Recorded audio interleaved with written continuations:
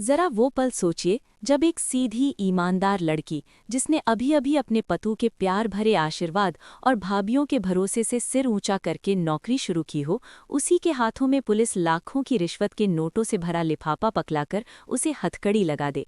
भीड़ के बीच वो सिर्फ एक ही बात दोहराती रहे, मैं बेगुनाह हूं, और कोई उसकी बात पर यकीन न करे। यही तूफान आज आहाना की जिंदगी में टूट पड़ा था।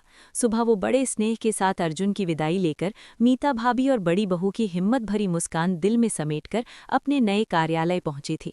मन में एक ही सपना था, अपने परिश्रम से न केवल घर का सम्मान बढ़ाना बल्कि मंजली भाभी के मूर्तिकला के काम को भी सरकारी मंच तक पहुंचाने का रास्ता खोजना। मेज पर रखे कागज सलीके से जमाकर वो मन लगाकर पहली महत्वपूर्ण फाइल पर झुकी रही थी कि अचानक उसका वरिष्ठ अधिकारी, चिकनी बातों वाला, उम्रदराज सक्सेना, बनावटी मुस्कान के साथ उसके सामने आकर बैठ गया। आंखों में अजीब सी धौंस, आवाज में मीठा जहर, धीरे से बोला, तुम नई हो, तुम्हें यहाँ के असली नियम नहीं पता। यहाँ इजाज़त के बिना पत्ता तक नहीं हिलता, और वो इजाज़त हम जैसे लोगों से मिलती है। बिना नजराना दिए कोई काम नहीं चलता। जो ईमानदारी का मुखौटा लगाकर चलते हैं वे ज्यादा दिन टिक नहीं पाते। फिर सीधा प्रस्ताव रखा, आज एक बड़ा ग्राहक आया है, 10 लाख का मामला है। तुम्हारे एक हस्ताक्षर के बदले अच्छा हिस्सा तुम्हारे हाथ में। कल जो मना किया वो बचपना था, अब समझदार बनो। आहाना की नसों में खून खौल उठा, पर उसने सांस रोककर अपने शब्दों को मजबूत रखा। साफ स्थिर स्वर में बोली, मैं किसी भी प्रकार की घूस या अन्यायपूर्ण काम का भाग नहीं बनूंगी, चाहे उसकी कीमत मुझे नौकरी ही क्यों न हो। मैं अपने श्रम और सच्चाई से कमाया धन ही स्वीकार कर सकती हूँ। उसके इन शब्दों ने सक्सेना के भीतर छिपे घमंड में जैसे आग लगा दी। राय चौधरी भवन की पुरानी ठकुराइनों की तरह यहाँ भी एक नवयुवती ने उसकी सत्ता को चुनौती दी थी, और ये बात उसे बर्दाश्त नहीं हुई। वो बाहर तो चुपचाप निकल गया, पर भीतर ही भीतर बदला लेने की कसम खा चुका था। कुछ घंटे बाद जब आहाना फिर सामान्य ढंग से काम में डूबी हुई थी, उसके पास एक कुरियर वाले का फोन आया। आपके नाम से तुरंत मिलने वाला जरूरी पैकेट है। उसने सोचा कोई दफ्तरी कागज होगा।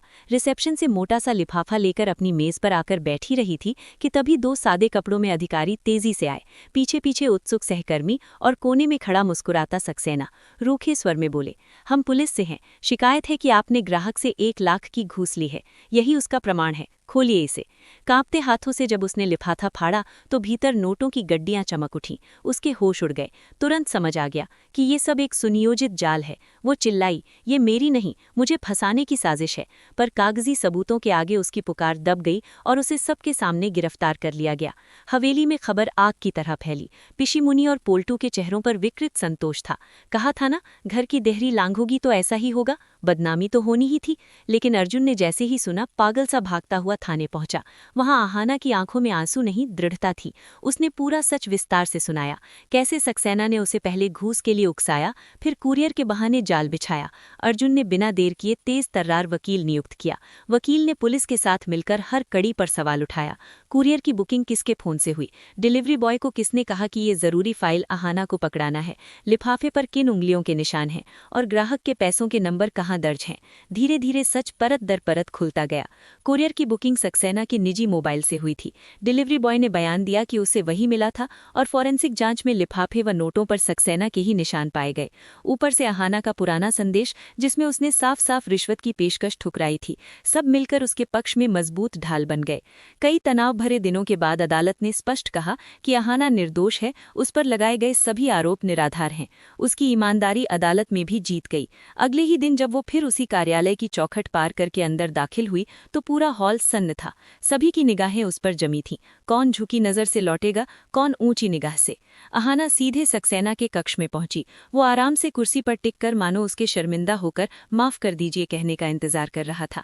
जैसे ही उसने व्यंग्य से सिर उठाकर कहना शुरू किया, क्यों, अब समझ में आ गया कि यहाँ कैसे, उसके वाक्य पूरे होने से पहले ही आहाना का हाथ बिजली की तरह उठा और एक जोरदार थप्पड़ उसके गाल पर गूंज उठा।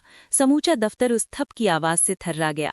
ये महज एक व्यक्ति के गाल पर पड़ा प्रहार नहीं था, ये हर उस औरत की ओर से था जिसे किसी ने अपनी कुर्सी, अपने रुतबे के दम पर झुकाने की कोशिश की हो।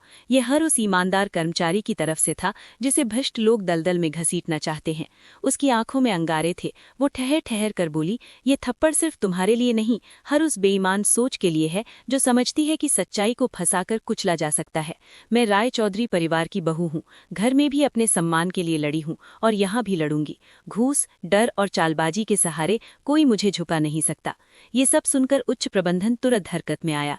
पूरी जांच सामने रखी गई। सक्सेना को तत्काल निकाल दिया गया और उसी बैठक में अहाना को उसकी निडर सच्चाई के लिए सम्मान पत्र दिया गया।